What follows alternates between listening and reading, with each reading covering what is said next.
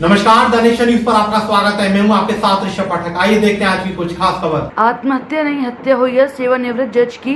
भाजपा नेताओं ने एसएसपी से मिलकर जताई आशंका, पोस्टमार्टम रिपोर्ट से स्पष्ट होगा हत्या का असली कारण। एसएसपी ने भाजपा नेताओं को दिया जांच के बाद कार्रवाई का आश्वासन।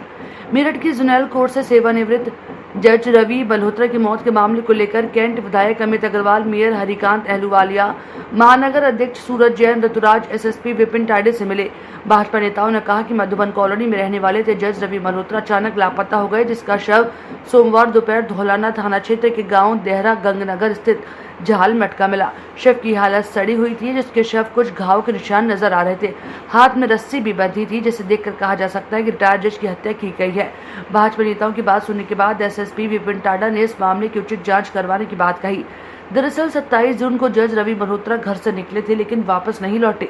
उनकी कार मेरठ में गंग नहर के किनारे खड़ी मिली, जिसमें चाबी के अलावा रवि मल्होत्रा का मोबाइल, पर्स आदि मौजूद था। माना जा रहा था कि रिटायर्ड जज ने आत्महत्या की। शव का पोस्टमार्टम कराया जा रहा है, जिसके बाद ही मृत्यु का वास्तविक कारण पता चल सकेगा। Sanjay Chaudhary, bureau chief, Meerut. देखिए, मेरठ कॉलेज के हमारे सम्मानित सदस्य और पूर्व में न्यायाधीश हमारे रवि मल्होत्रा एडवोकेट, जिनका 27 तारीख को गुमशुदा की रिपोर्ट थाना जानी में लिखाई गई थी, उसके बाद में उनकी परसों डेड बॉडी हापुड़ क्षेत्र में झील में मिली है, नहर के अंदर मिली है। तो वहां पर अब उसके अंदर जो सबसे बड़ी प्रश्न चिन्ह खड़ा होता है कि उनकी जो डेड बॉडी मिली है, उनके बाएं हाथ पर एक रस्सी थी, कई 4-5 फुट लंबी और प्लास्टिक की, और उसके अंदर गांठ लगी हुई थी, बहुत तगड़े तरीके से लगी हुई थी। इसके अतिरिक्त उनके सिर पर भी चोट थी।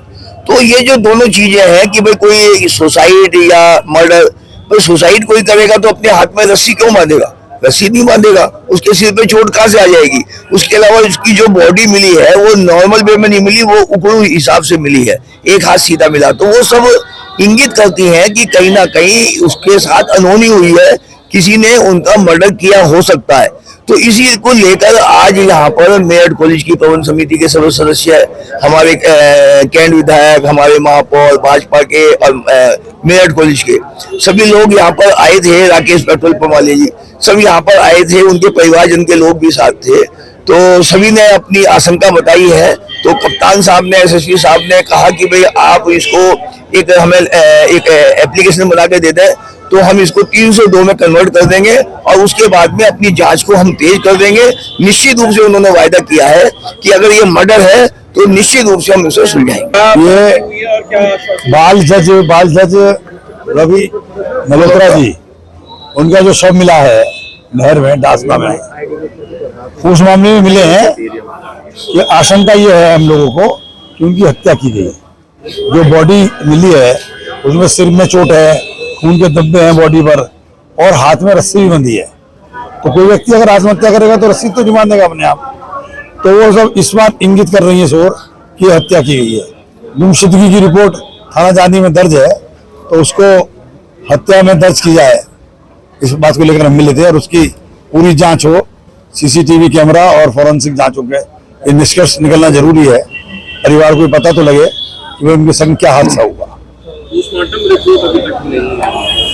पोस्टमार्टम रिपोर्ट तो पुलिस का काम है लेके आने का, उसको और फॉरेंसिक रिपोर्ट जो आएंगी उसको मिलान करने के बाद ही कोई रिजल्ट निकलेगा। वो हमारे मेरठ कॉलेज के भी बड़े सम्मानित सदस्य थे, बहुत पुराने, और मेरे साथ तो उनका समझे लगभग जवानी का 50 साल पुराना संबंध है मल्होत्रा साहब से। उनका बेटा भी हमारे साथ आया है। तो मेरठ कॉलेज के सचिव भी, मेरठ कॉलेज के अध्यक्ष भी साथ में आए हैं, हमारे महानगर अध्यक्ष हैं, महापौर जी हैं, सब लोग सभी से चिंता में आए हैं। इसका जानकारी होनी चाहिए। विधायक जी किसी पर शक या परिजन में कोई नहीं, शक किसी पर नहीं है।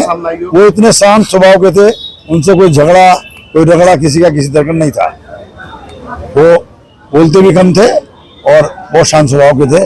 तो किसी के ऊपर शक तो नहीं जताया जा सकता, लेकिन ये अज्ञात बात है, तो उसकी जांच के बाद ही पता लगेगा कि किसका हाथ है और किसने किया है। क्या कहा? एसएसपी ने पूरा आश्वासन दिया है, जांच कार्रवाई के लिए कहा है।